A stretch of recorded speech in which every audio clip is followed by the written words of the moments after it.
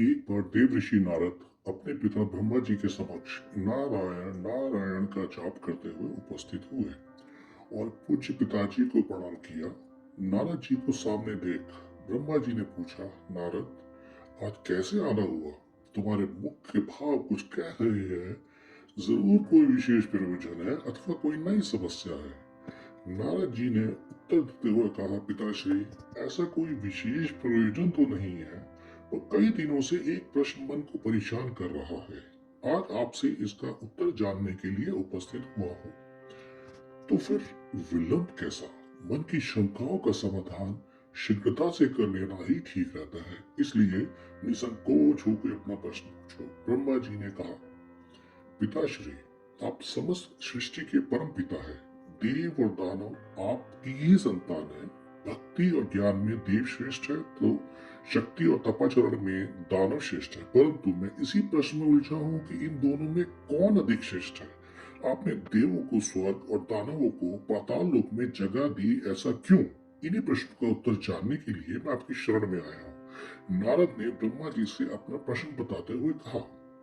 नारद का प्रश्न सुन ब्रह्मदेव बोले, नारद, इस प्रश्न का उत्तर देना तो कठिन है, क्योंकि देव और दानव दोनों ही मेरे पुत्र हैं एवं अपने ही दोनों पुत्रों की तुलना अपने ही मुख से करना उचित नहीं होगा। फिर भी तुम्हारे प्रश्न का उत्तर ढूंढने में मैं तुम्हारी मदद कर सकता हूँ। तुम आज ही देवों और दानवों दोनों को भोजन का निमंत्रण भेजो। हम उनके लिए भोज का प्रयोजन करेंगे और तुम्हें तुम्हारे प्रश्न के देव क्यों स्वर्ग में और दानव क्यों पाताल लोक में का उत्तर भी मिल जाएगा। तत्काल ही असुरों और देवों को निमंत्रण दिया गया। अगले दिन दानव ब्रह्मलोक में भोजन का आनंद लेने के लिए पहुंच गए और उन्होंने पहले पहुंचने के कारण भोजन की पहली शुरुआत खुद से करने के लिए ब्रह्मा जी से आग्रह किया। भोजन की थालियां परोसी गई। दानव भोजन करने के लिए बैठे। वो भोज शुरू ही करने वाले थे कि ब्रह्मा जी हाथ में कुछ लकड़ियां लेकर उनके समक्ष उपस्थित हुए और उन्होंने कहा, आज के भोजन की एक छोटी सी शर्त है। मैं यहाँ उपस्थित हर एक अतिथि के दोनों हाथों में इस प्रकार से लकड़ी बांधूंगा कि वो कोने से मुड़ ना पाए, और इसी स्थिति में सभी को भोजन करना होगा।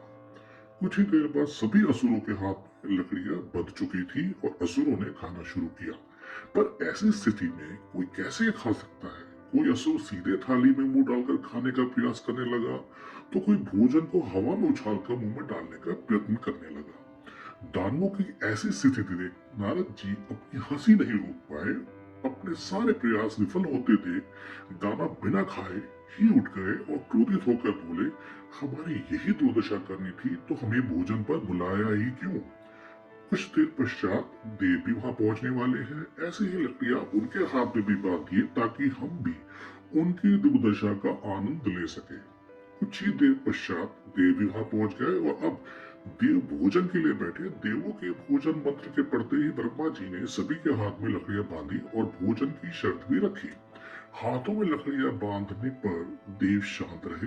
वे समझ चुके थे कि खुद अपने हाथ से भोजन करना संभव नहीं है, अतः वे थोड़े आगे खिसक गए और थाली से अन्न उठाकर सामने वाले को खिलाकर भोजन आरंभ किया। बड़े ही स्नेह के साथ वे एक दूसरे को खिला रहे थे और भोजन का आनंद ले रहे थे। उन्होंने भोजन का भरपूर स्वाद दिया और दूसरों के प्रति अपना स्नेह और सम्मान जाहिर किया। ये कल्पना हमें क्यों नहीं सूझी? इसी विचार के साथ दानव बहुत दुखी होने लगे। नारद जी यह देखकर मुस्कुरा रहे थे। नारद जी ने ब्रह्मा जी से कहा, पिताश्री, आपकी लीला अगाध है। युक्ति, शक्ति और सामर्थ्य का उपयोग स्वार्थ हेतु करने की अपेक्षा परमार्थ के लिए करने वाले का जीवन ही श्रेष्ठ होता है। दूसरों की भलाई में ही अपनी भलाई है, ये आपने सप्रमाण दिखा दिया और मुझे अपने प्रश्नों का उत्तर मिल गया है। ब्रह्मा जी को सबने प्रणाम किया और वहां से विदा ली।